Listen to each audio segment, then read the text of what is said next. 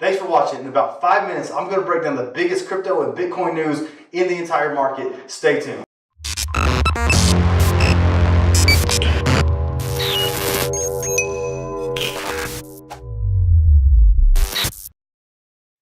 Welcome to What You Need to Know About Crypto. I'm Drew. Let's dive right into it. So several blockchain companies are nearing bankruptcy. One of the bigger ones, the NEM Foundation, with their token XEM that launched about 14 months ago, is nearing bankruptcy. They're reporting they're going to let go of 75% of their staff. Now, I really dissected this in our podcast last night. You can check it out at the link provided below. But it's major news because they raised about $9 million 14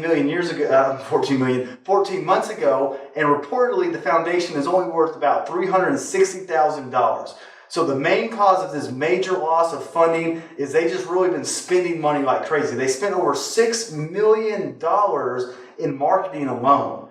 So can't control their spending. At one point, I think the coin was about $3, and that's what gave them that high market value, and it's just collapsed ever since. Like I said, the main cause, over budgeting and just spending way too much of their cash.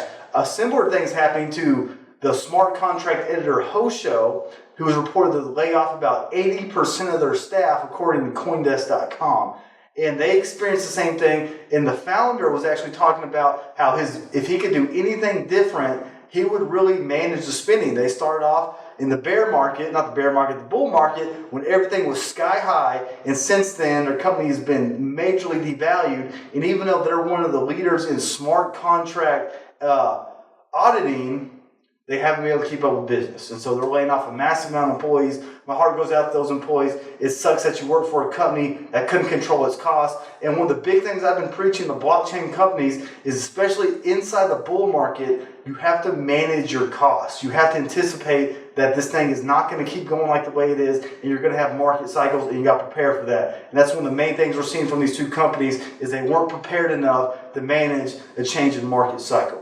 Okay, so next thing in news, CBOE is relaunching its Bitcoin ETFs. They reproposed it. They had withdrawn it, their VanEck Bitcoin ETF, because of the government shutdown. Now, although the government shutdown has ended, the SEC is saying that they probably won't see an ETF being approved for a while. They're backlogging all the cases that they have to manage. And bad news for CBOE and the other Bitcoin ETF raised by NYSE Arca is that another government shutdown is looming and could delay the proposals getting approved even further.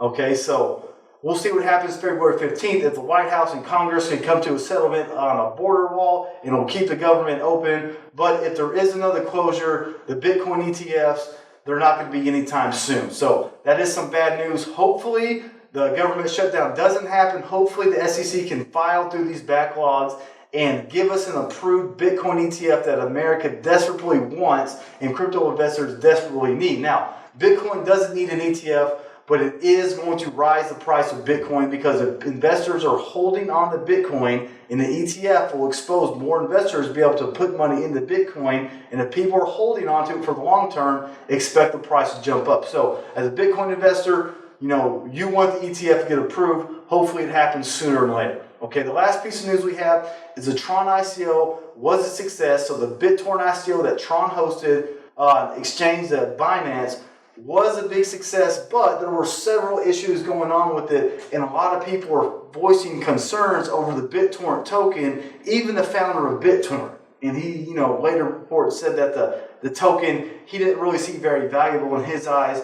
And one of the big things that are concerning investors of the Bittorent token is they're airdropping Tron holders Bittorent token. Now, it's important to remember that the Tron Foundation owns 60% of the TRX tokens that were released to their ICO. And so they're essentially paying as people holding on to those tokens in Bittorent tokens. So it's just one way of paying themselves.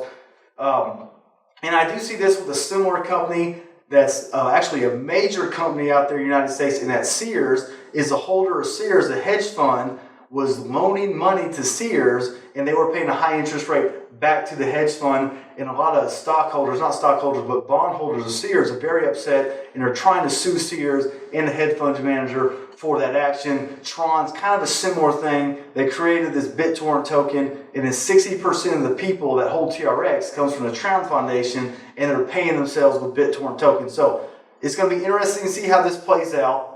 Thanks for watching What You Need to Know About Crypto. Check out our channel on YouTube, Block Nation. Check us out at crusader.com/blocknation. And check us every Tuesday and Saturday for What You Need to Know About Crypto. Take care.